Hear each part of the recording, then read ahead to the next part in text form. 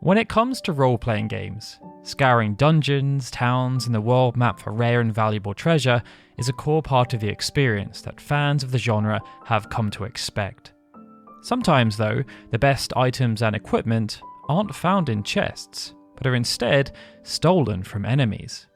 When it comes to the Final Fantasy franchise, this is especially true, as stealing from bosses and powerful monsters is often the only way to obtain certain pieces of equipment or items.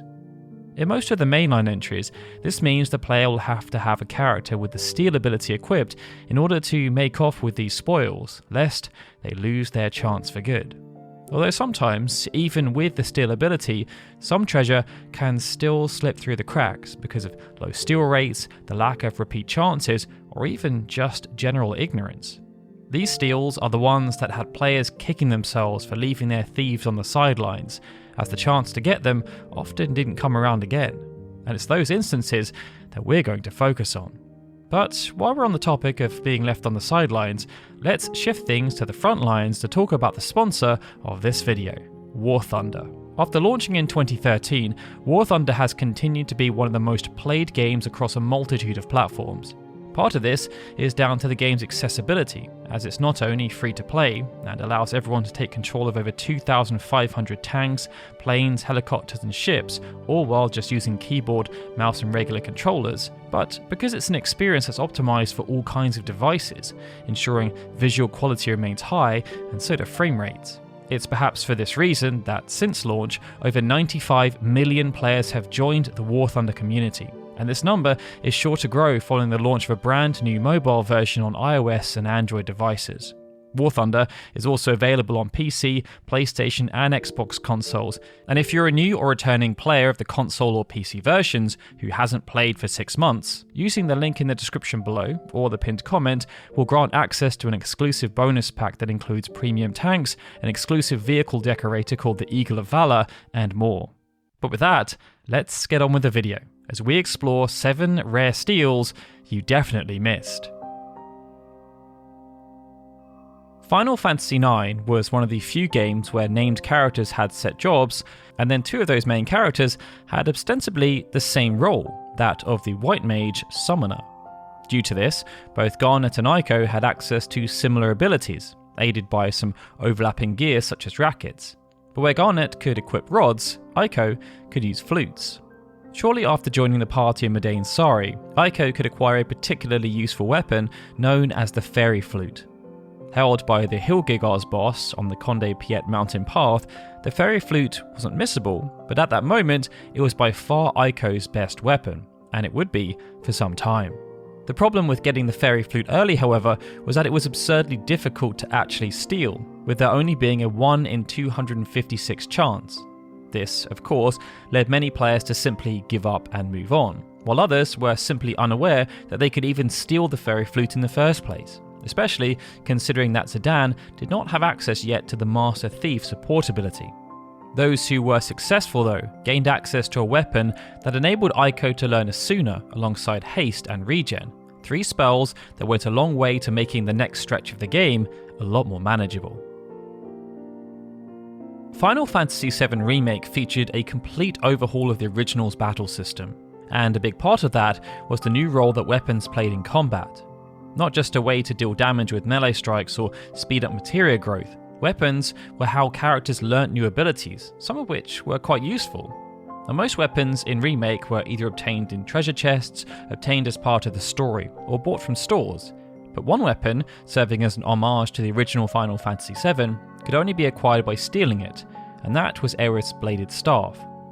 Getting the Bladed Staff wasn't particularly difficult, as players just needed to steal it from the Eligor, the boss of Chapter 11. But what made the Bladed Staff so missable by players was that it was the only occurrence of a weapon being obtainable through stealing in the entire game. Therefore, most players simply didn't think to prioritize stealing or even equipping the steal materia during boss fights, which undoubtedly led to more than a few wondering how they possibly could have missed a weapon for Aerith once they reached the end of the game. And it's a shame too, as the Bladed Staff not only specialised in increasing Aerith's critical hit rate for melee strikes, but also gave her the Lustrous Shield ability, a defensive ability that not only blocked enemy projectile attacks, but also caused damage to any enemies that made contact with it, allowing Aerith to set up wards and cast spells from cover, which proved especially useful in hard mode against tough enemies like the Hell House. Though often overshadowed by weapons, abilities and magic, consumable items can sometimes play a big role in battle, bestowing powerful buffs, debuffs, or even just dealing damage. In Final Fantasy X, some consumables were wielded to deadly effect by Riku, but they were also useful as materials in strengthening the party's equipment, and could even be used to add useful support abilities to weapons and armor if enough were on hand. One such item was the Tetra Elemental. When used as a consumable, Tetra Elemental restored a target's HP to full, while also granting them Null Frost, Null Blaze, Null Shock, and Null Tide, allowing them to nullify one attack of each element. It made Tetra Elementals a useful tool in a multitude of scenarios, but they were also extremely rare to come by, and it therefore wouldn't be uncommon for players to not even encounter one in a normal playthrough. This was because there were only two ways to get Tetra Elementals. The first was by stealing from Seymour Natus on the Bevelle High Bridge, and the second was by stealing from Master Tonbres in the optional endgame dungeon, the Omega Ruins. Stealing from Seymour Natus was the easier of the two available options, but this could only net the player a limited number of Tetra Elementals, and once the fight was over, the chance was gone altogether. That meant the Tonbres method was more reliable, but also more dangerous by a wide margin given the Tonbres' deadly Karma attack. Stealing from Master Tonbres was also only successful 12.5% of the time, but if the player was able to collect 12 of them, they could put curse proof on their armor, a useful tool for taking down some of the Monster Arena's toughest foes, such as the formidable Nemesis. The legendary set of equipment, collectively known as the Genji equipment, has been a mainstay in Final Fantasy since the series' early days, and is often some of the best equipment available to the player, if they are skilled or sometimes lucky enough to grab it for themselves. Though featured in Final Fantasy 3 and 4, it was in 5 that the set became associated with another recurring fixture in the series, Gilgamesh. From 5 onwards, a number of mainline Final Fantasy games, remakes and spin-offs all featured Gilgamesh as the primary method for obtaining the Genji equipment, but one of the most missable occurrences was Final Fantasy XII's. Here, like the past entries, pieces of the Genji equipment were able to be stolen from Gilgamesh during the player's encounter with him. However, the real issue came from what pieces could actually be stolen, and when. Appearing as an elite mark in the Lusu mines, Gilgamesh was fought twice by the player, and each encounter had multiple phases, during which different pieces of the Genji equipment could be stolen at specific points.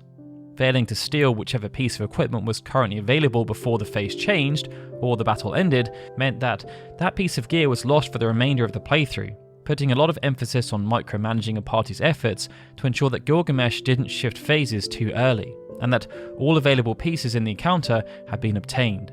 Luckily, in the Zodiac Age version of the game, this was rectified, as the Genji helm, gloves, shield and armor were made available elsewhere, with the helm, shield and armor being stealable from Enkidu on Trial Stage 94, and the gloves from Judge Bergen on Stage 100, as well as from the Hunt Club side quest. Obtaining a full set of Genji equipment provided numerous stat advantages, as combined, they substantially increased a character's damage output and defensive capabilities. But this made it all the more painful if, in the original version of the game, they were missed out on permanently. Potions, tents, and Phoenix Downs are the mainstays of recovery in Final Fantasy games, and have generally been quite common and easy to come by, and this even applies to some of the higher tier iterations. But when it comes to MP recovery, things have never been quite the same, as ethers are generally considered more costly and rarer. Chief amongst these is the X-Ether, and in Final Fantasy VI, the X-Ether also had the dubious honour of being one of the most missable items in the game, to the point that some might not have even known it existed. This is because in the original Super Famicom version of the game, there was only a handful of places you could obtain an X-Ether. It was found as treasure in either the Yeti's Cave or the Ancient Castle, acquired in Colligan Town from Locke following the completion of the Phoenix Cave, or stolen from the laser gun enemy during the Air Force boss fight when the party made their way to the floating continent. For your efforts in tracking one down, the X-Ether recovered all MP to its target, making it especially handy in tight situations or long boss encounters, a perfect Hail Mary if any of the game's ending gauntlets drained the party's magical resources a bit more than was expected, especially mid-combat. However, due to their rarity and the existence of other items that bestowed similar effects, the Exether was often overshadowed, and as a result, most players likely weren't aware that Air Force's laser gun even had them available for the taking, let alone that they were one of the most limited items in the game. In remakes of 6, Exethers continued to feature as a powerful stealable item, but the variety of enemies was increased thanks to the optional Dragon's Den dungeon, making them a bit more of a commodity. Lifting rare weapons from powerful enemies can be one of the easiest ways to rocket your party ahead of a game's difficulty curve.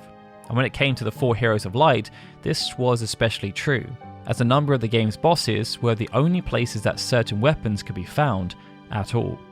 For example, the staff known as the Colostrum could only be stolen from the first battle with Mammon, with only a 5% chance of success. And the sword known as the Lightbringer was obtainable only by nabbing it from either Roland or Lucifer. But perhaps the most powerful of the stealable weapons was a dark elemental sword called the Darkbringer, and to claim one, you had to take it from Satan. The Darkbringer had the 3rd highest attack power of all swords, with an attack stat of 17, tied with the Sword of Light, but lacking its 17-point boost to magic attack. It also shared the extremely tiny 5% steal chance of the other boss-only weapons, which meant it was easy to be unaware that obtaining the Darkbringer was even an option.